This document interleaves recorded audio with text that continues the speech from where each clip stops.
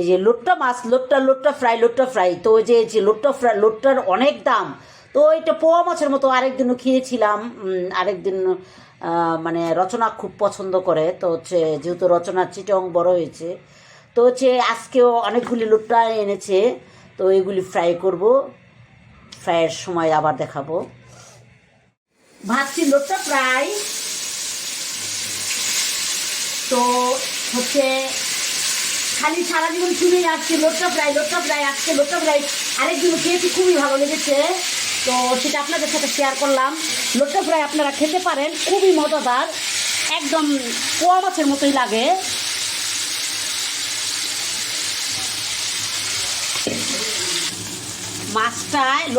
মাছটা হচ্ছে আপনারা লোটটা ফ্রাই করতে হলে লোটটা এক পিসটা অনেক শক্ত হলে তারপর উল্টাবেন। আর একটা কড়াই, যেটা আপনার ফ্রাই প্যান হোক যেটা হোক, সেটার মধ্যে একদম তেলে হতে হবে। আমার এটার মধ্যে আগে আমি গোস্ত ভেজেছি, এই জন্য আমার এটা একটু হয়ে গেছে, তার জন্য।